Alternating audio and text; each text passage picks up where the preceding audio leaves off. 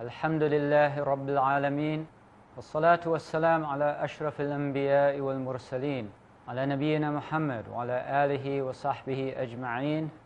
Assalamu alaikum wa rahmatullahi wa barakatuh. Welcome to the first in a new series on reflections on the Qur'an. The Qur'an is the foundation of Islamic civilization. Qur'an and the Sunnah, of course. But of course, the Qur'an has the primary position in that regard. And down through Islamic history, Muslims have always been devoted to the Book of Allah. In the time of the Prophet ﷺ, we know that every time a verse was revealed, he would memorize it, he would teach it to other people, and on the occasion of the revelation, he would ask somebody who had the ability to read and write to write down the verse. And of course the Sahaba, they spent tremendous amount of time and energy. Everybody in the society memorized some portion of the Qur'an, and there were many who had memorized all of it. We know that at the Battle of Yamama, this was during the time of Abu Bakr, 70 Huffaz became shaheed at the battle. And Omar, he came to Abu Bakr and he said, "We suffered a dangerous loss in this battle. So many of those who had memorized the entire Qur'an were killed that if this process happens a couple more times, there's danger that we will lose the entire Qur'an." So all of those places that the Qur'an was written down during the lifetime of the Prophet ﷺ, we should bring all of that and we should collect it and we should make one copy of it.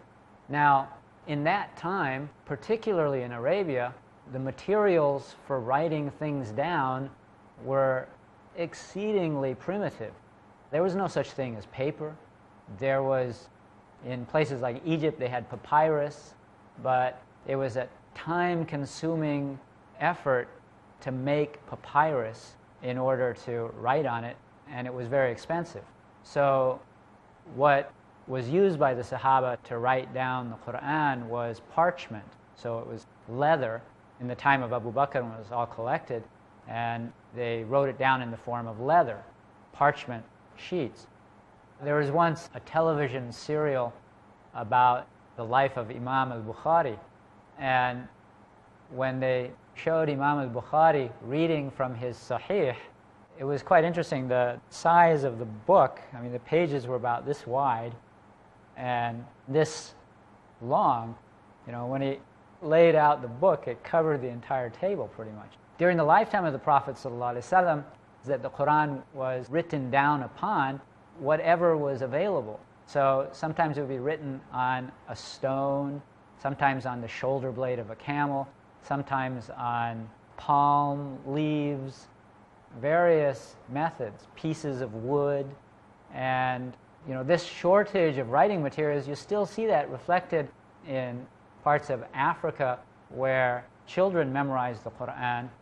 Places like Sudan and Mauritania, they have these Qur'an memorization centers where young boys go to study with a sheikh, and what they learn their lesson on, the sheikh teaches them how to read and write, and then he recites for them.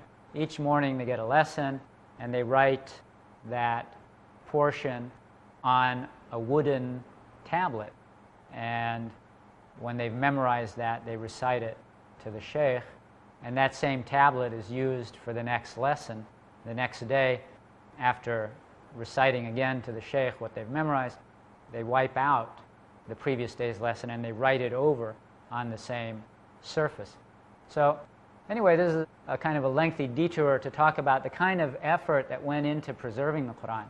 And Umar radiallahu anh, when he was sending a governor to Kufa or Basra, I forget which, he said, when you get there, you're going to find people who are busy day and night with the memorization and the recitation and the holding on to the memorization of the Qur'an. So he said, don't distract them from that with other activities. Now, of course, during the lifetime of the Prophet ﷺ, there were people who wrote down some portions of the Sunnah. Abdullah bin Amr ibn al-As mentioned a well-known incident. It's mentioned in Sunan Abi Dawood, where he was recording what he would hear from the Prophet ﷺ. And one of the other Sahaba said, maybe you shouldn't do that because sometimes he may be joking and you're recording the stuff for posterity, perhaps out of context. So he asked the Prophet ﷺ about it, and the Prophet ﷺ encouraged him to go on doing that. So the Prophet ﷺ, he didn't order people to do it per se, but those who took it upon themselves to do it, he had no objection to it. At a very early stage, there was a prohibition of recording the Sunnah, but that was because the Prophet ﷺ didn't want people to become confused. There's written material here. What is this written material? Is this Qur'an or is this something else? And in fact, historically, there are some narrations that there were some issues that came up about, what's going on here? Because Ubay bin Ka'b, he was one of the great memorizers and reciters of the Qur'an, and there are reports that his copy of the Qur'an had these 2 du'as in them, which are not considered to be part of the Qur'an. But that was his private copy, so he understood what was Qur'an and what was not. So at a certain point, the Prophet ﷺ, he rescinded that prohibition of recording the Sunnah, and that's when people like Abdullah bin Amr ibn al-As did what they did. And the Sunnah was taught during the time of the Khulafa al-Rashidin. There were study circles. Abu Huraira used to teach hadith in Medina, and there were circles like that in the major centers of the Muslim world. But the primary focus was on the Qur'an. And down through the generations, Muslim scholars have always given tremendous attention to the Qur'an, and they have, it's just standard that if that was what you're interested in, you want to pursue Islamic knowledge, then the first thing you need to do is to memorize the Qur'an. Up until a certain point, and this gives us an indication of the declining standards of scholarship in the Muslim world. In order to get into Al-Azhar University, to the college, one of the requirements for admission was that you have memorized the entire Qur'an. That's no longer a requirement, and it's the same as in Medina. We had to memorize a certain amount each year, 2.5 juz. So by the time a person left, they would have memorized the first 10 juz in the Qur'an. I believe in Al-Azhar, you still have to memorize the whole thing before you graduate, but I'm not sure whether that has also been downgraded. One of my roommates when I was in Medina was a Malaysian student who had transferred from Azhar. One of the reasons he transferred was he didn't want to have to memorize 1/4 of the entire Qur'an every year. And so that requirement was lighter in Medina than it was in Al-Azhar. But the other requirement for admission to Azhar in the earlier eras, up into the early 20th century, I believe, was that you had to have memorized the Alfiya of Ibn Malik, because that was a rhymed distillation of the rules of the Arabic language. One of the things that scholars would do in order to facilitate the memorization of some body of knowledge was to turn it into rhymed couplets. So the most towering work of that nature with regard to grammar and morphology and all those things was the Alfiya, which means 1,000 couplets, that was composed by Ibn Malik, who was a scholar in Andalus, what is now Spain.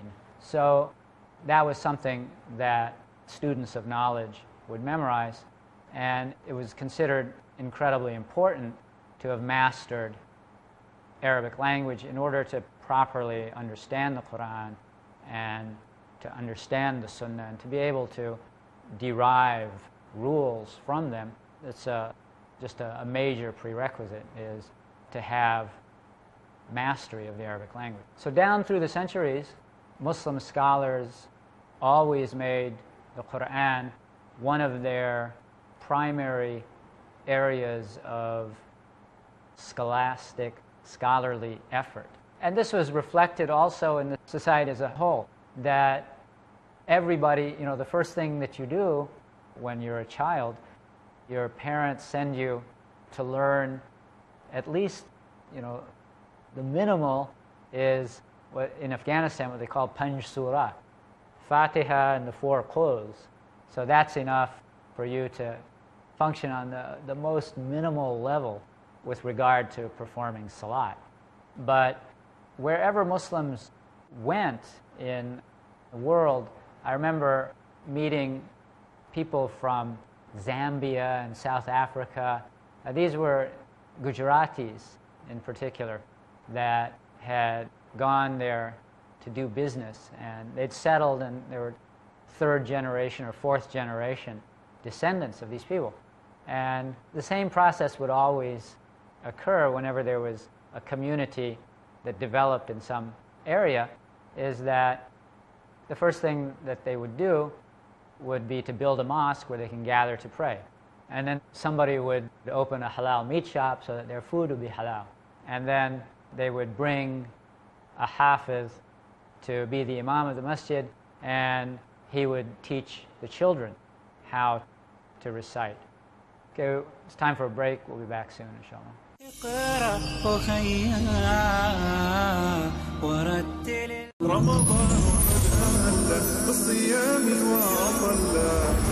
Assalamu alaikum wa rahmatullahi wa barakatuh. This is Yasir Fazaga wishing you and your family a happy Ramadan.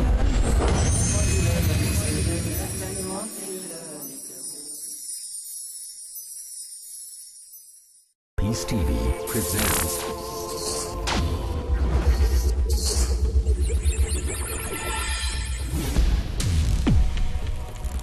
This country, India, is one of the few countries in the world in whose constitution is mentioned that every citizen of India has the right to preach, practice and propagate his religion.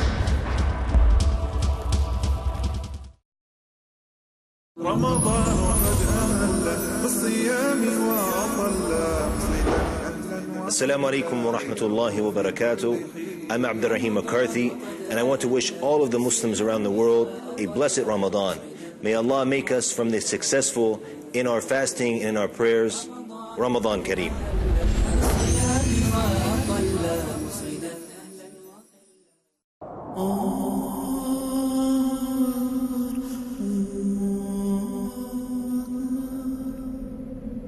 the value of money in the hereafter will be measured by its proper use in the present. يا أيها الذين آمنوا أنفقوا مما رزقناكم من قبل أن يأتي يوم لا بيع فيه ولا خلة ولا شفاعة. According to the glorious Qur'an, one of the best ways to use your money is to spend it in the way of Allah subhanahu wa ta'ala by spreading His message of Islam.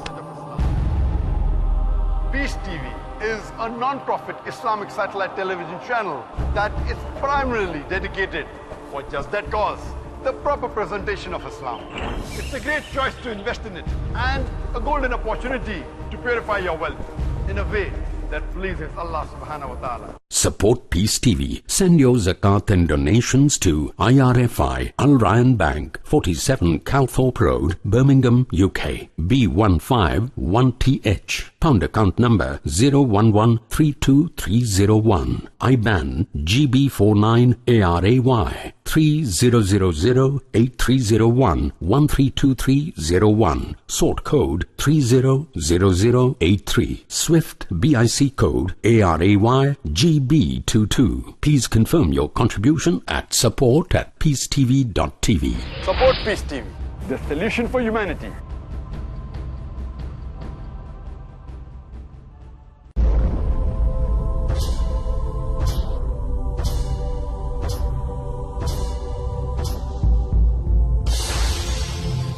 What does dawah mean?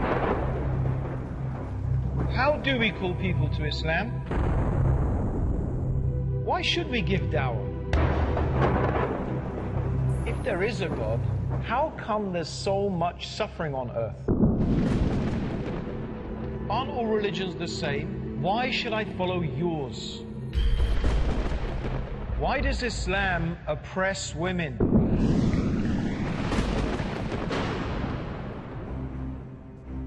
If you have the time, we have the inclination. Join us for our fascinating series with me, Abdurrahim Green, here on Peace TV. Expand your awareness to spread Islam in Dawah, next on Peace TV.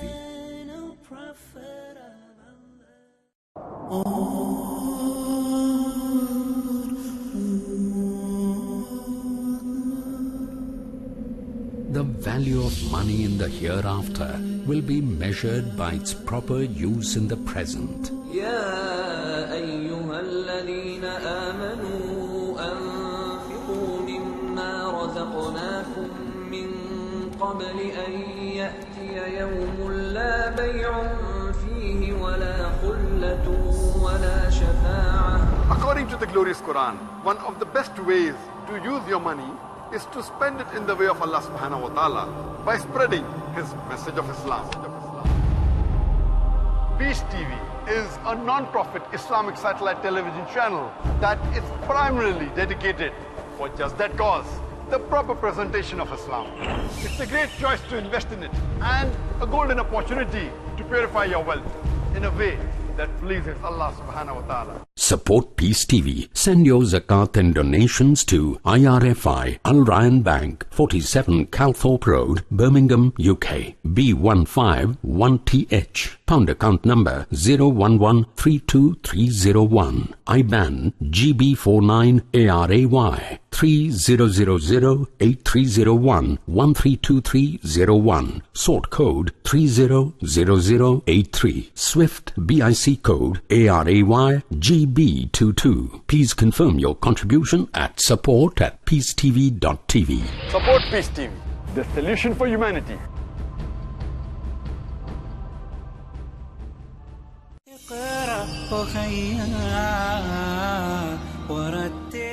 Assalamu alaikum wa rahmatullah. Welcome back. So we're talking about the importance that Muslims have always given to the Qur'an.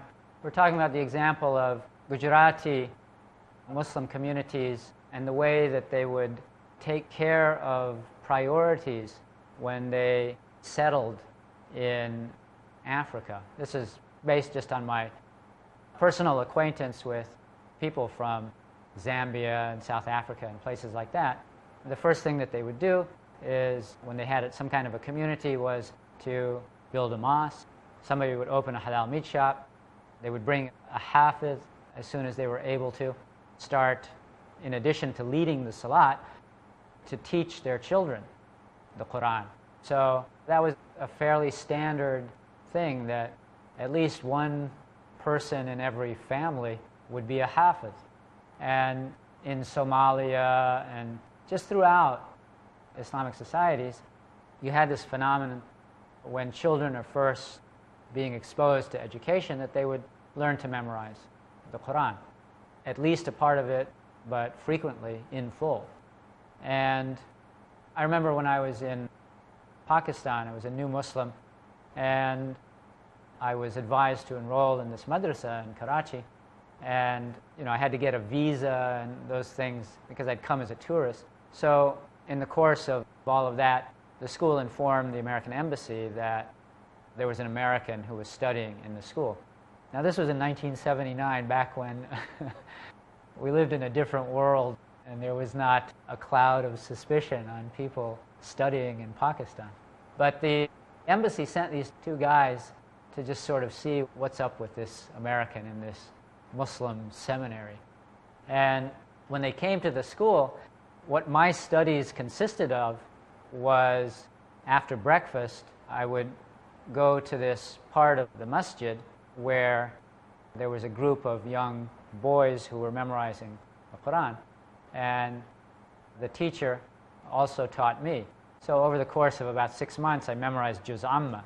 So these men came and they just wanted to chat for a few minutes. So I got up and I was chatting with them, and I was explaining what I was doing and what those boys were doing, who were sitting also in that circle. So all of these boys are, they're rocking back and forth and they're reciting their lessons. And I explained they were memorizing Qur'an. And they said, well, Qur'an's in Arabic. These boys, do they understand what they're memorizing? And I said, obviously it was the question with a bit of a twist to it, which is that what a useless activity. They're just parrots. They don't know what they're saying. So I understood that there was a criticism contained in the question. And I said, well, this is the first step, and then later they will learn the meanings of what they have memorized. Now, it's partially true that some of those people wouldn't ever reach that stage. And I remember when I was studying in Medina that there were these, again from South Africa, some of the people who were studying Arabic with me, they were people who had memorized the entire Qur'an, and they really didn't know the meaning of what it was that they were reciting. But one of the interesting points about the effect of the Qur'an on their ability to learn Arabic was that because the linguistic patterns, they were stored in their brain. So when they learned the rules and they learned vocabulary, there were already those patterns there in the brain, and they could plug the new information that they were acquiring from the school into what they already had. And those people who had memorized the Qur'an, they learned Arabic at a much faster pace than your average person who didn't have that. So the Qur'an is important for Muslims not only for gaining an understanding of what life is about, but it also is a major facilitator for learning the Arabic language, which you really need to understand in order to properly understand the Qur'an itself. And the importance of the Arabic language takes us back to another huge effort that went on in that first couple of generations of Islamic scholarship. In particular, the pioneers in this field were the scholars of Kufa and Basra. These were towns that were built from scratch after the Muslims conquered Iraq. And of course, at that time, it wasn't a country called Iraq. It was part of the Persian Empire. So the Muslims built these entirely new cities. And one of the features of the Islamic form of government, or the way that the government policy worked at that time, was that because windfall wealth fell to the lot of the Muslims, definitely people who had been involved in that process of the conquests, and other Muslims in general also, they were receiving a stipend from the Muslim government on a regular basis from the kharaj. This was a policy that Omar put in place when the lands of Iraq were conquered. There was this lengthy debate. It lasted for days, where Omar, he called the leading Sahaba back from Syria and from Egypt and from Iraq. But this pressing political issue of what to do with the lands that were conquered. And there was definitely an opinion, particularly among those who had actually done the fighting, that those lands should be divided up among those who had done the fighting. And there's a verse in Surah Al-Anfal that they used as support for that, that whatever booty you gain, 1/5 of it should go to this, this, this, and this, and by implication, the 4/5 should go to those who were actually involved in the fighting. And Omar had other considerations, and it was after a day or two of discussing the issue that he actually came with textual evidence to support his view from Surah Al-Hashr, that it's important that this land not be divided up among a relatively small group of people. The land was retained in the hands of the people who owned it when the Muslims conquered that country. But they had to pay a tax to the government. And there were a couple of reasons for this. Just besides the textual evidence from Surah Al-Hashr, there was rational explanations for why that was important. One was that if the Mujahideen all became busy dealing with their farms, then who would be left to make jihad? Another is that the state needed funds in order to do what a state needs to do, one of which was to conduct jihad and for social services. And the other consideration was, as is mentioned in Surah hashr, that the objective of the lawgiver is that wealth should circulate in the society. It shouldn't just be moving around amongst an elite, rich group of people. So by just leaving the land in the hands of the owners and requiring these non-Muslims to pay this tax to the Muslim government, then there was a steady revenue stream for the Muslim state, and one of the uses that they made of it was to give stipends to people. Okay, we've run out of time for this episode. We'll have to carry this topic into the next one, inshallah. Assalamu alaikum wa rahmatullahi wa barakatuh. Allahu a'lam. اقرأ أخيا ورتل القرآن اصدح بصوتك اسمع الأكوان اقرأ كلام الله داوي نفوسك